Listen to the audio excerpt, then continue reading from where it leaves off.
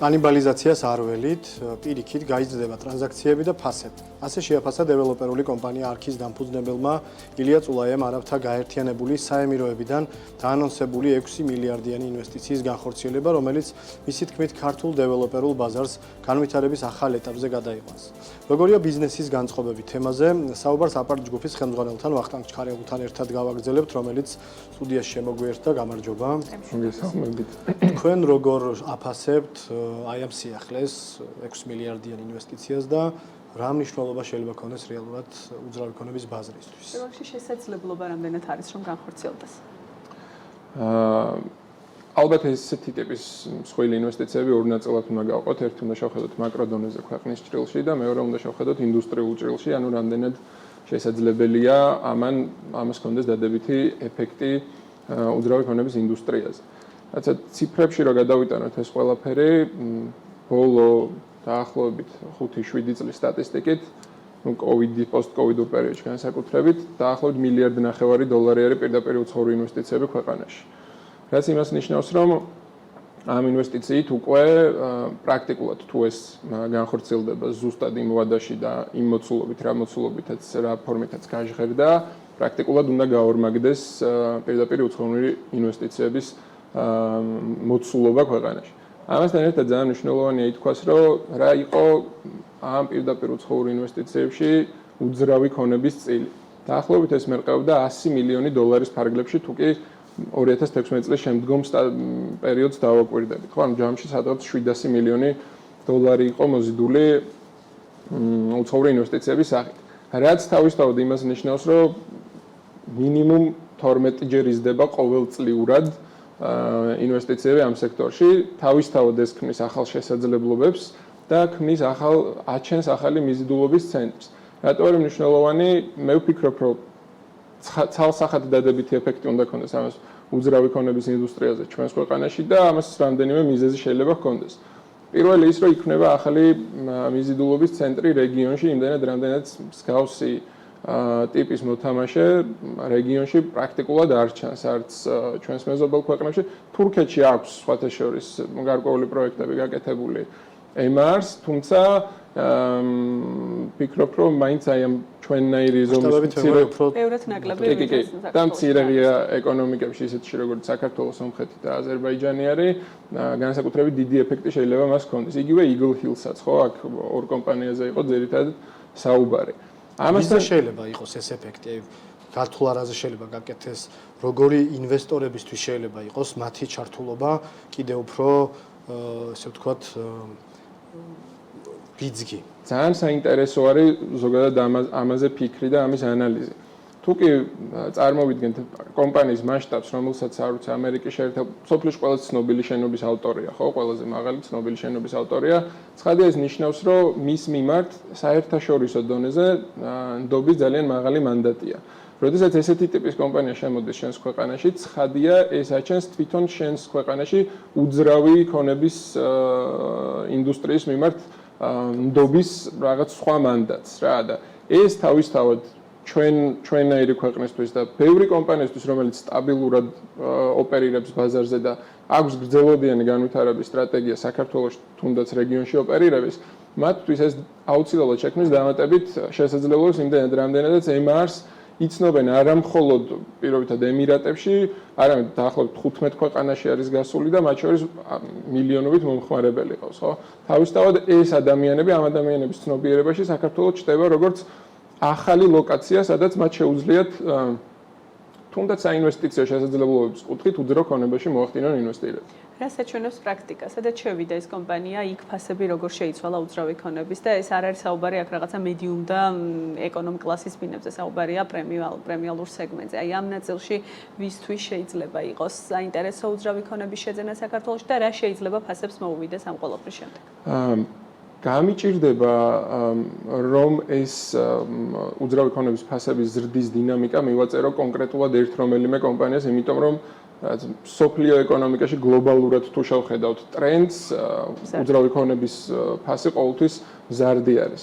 თუმცა ამ ეფექტს ჩემი აზრით ჩვენ დავინახავთ მას შემდეგ, რაც პირველი ნაბიჯები გადაიდგმება და მანდ გამოჩნდება უკვე ჩვენ ყოველთვიურად ვაკვირდებით ხოლმე ფასების ცვლის დინამიკას, მოთხოვნის და მიწოდების მხარეს არსებულ შოკებს დადებით თუ უარყოფით და ამ შედეგებს დავინახავთ ალბათ უახლოესი, არ ვიცი, 1 წლის განმავლობაში, როდესაც პირველი ნაბიჯები გადაიდგმება და რაღაც გაყიდვების კუთხით დაიწყება პროცესი, ესე რომ ვთქვათ. მანამდე ჩემი აზრით იმის თქმა, რომ არ ვიცი, რადიკალურად გაიზრდება ფასები, ან იგივე დარჩება, ან მიწოდება გაიზრდება და ეს შეამცირებს ფასების შემცირება ზოგადად მაგის მოლოდინი არც არსებობს ამ წუთას ბაზარზე და ჩემი აზრით არც არის რეალური, რომ მაგაზე ვიმსჯელოთ ბევრი ფაქტორიდან გამომდინარე, თუმდაც ინფლაციური პროცესებიდან გამომდინარე და გარკვეული რეგულაციებიდან გამომდინარე. შორის იმის ხარჯზეც რომ მოთხოვნა შემცირდა, მაინც არ არის მოლოდინი, რომ ეს ყველაფერი რაღაცნაირად გადაიხედოს. აი, მანდაც ცოტა სკეპტიკურად უყურებ თვითონ იმის მტკიცებას, რომ მოთხოვნის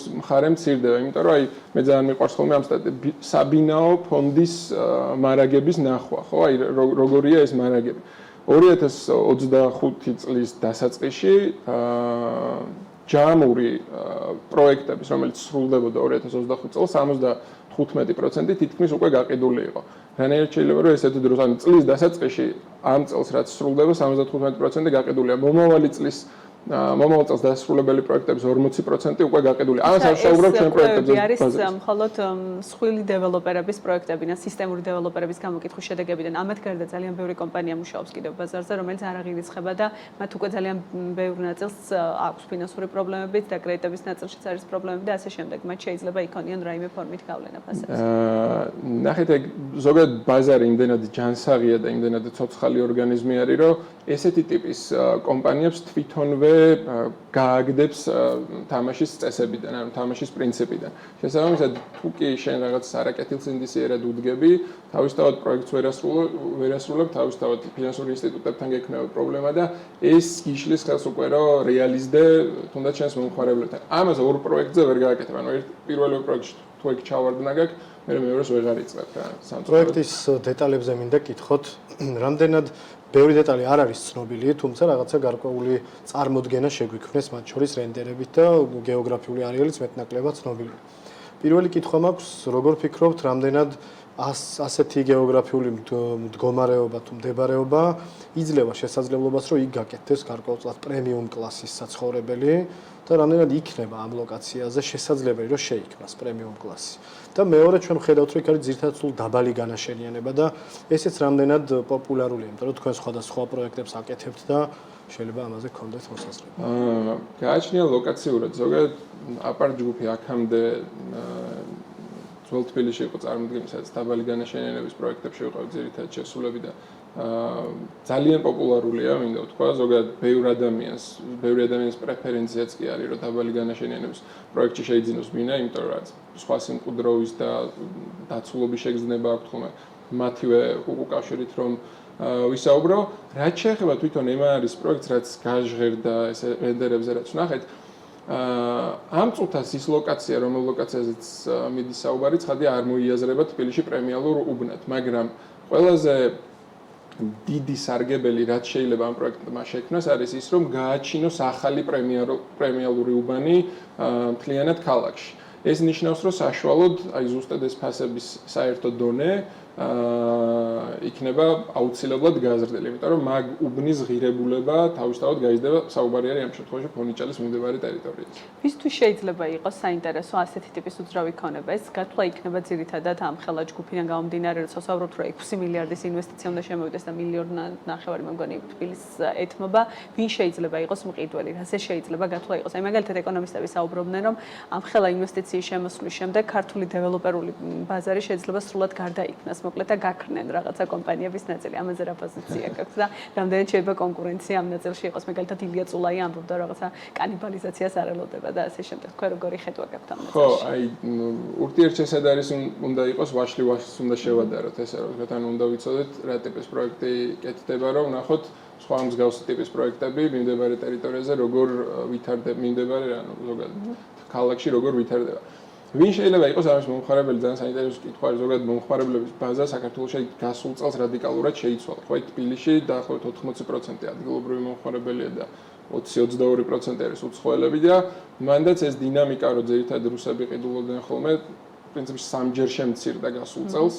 გაიზარდა პირიქით ისრაელის მოქალაქეების წონა, იგივე მოხდა ბათუმში, აჭარის რეგიონში. და მე ვფიქრობ, რომ ეს მომხმარებელთა ბაზა კიდევ უფრო შეიცვლება MR-ის და მსგავსი ტიპის ინვესტორის შემოსვლით, იმდენად, რამდენადაც მათ საკუთარი მომხმარებელი ყავთ საერთაშორისო დონეზე და ჩვენი ქვეყანაც უფრო პოპულარული გახდება შესაბამისად მათ მიერ ხელმისაწვდომ ლოკაციაზე. ვფიქრობ, რომ სპარსეთის ყურეში განსაკუთრებით აქტუალური გახდება საქართველოს როგორც საინვესტიციო დანიშნულების ლოკაცია, მათ შორის აი მათი ესე რომ ვთქვათ, სამეზობლო ქვეყნები, სადაც დიდი პროექტები აქვს იგულისხმება აქ ლიბიაც, თუნდაც საუდის არაბეთი და ასე შეეგვიპტე მათ შორის. ჩვენ ახლა ძალიან საინტერესო თემებზე ვსჯელობთ, თუმცა ესეთი კითხვა მაქვს თქვენი შეფასება მინდა მოვისმინო.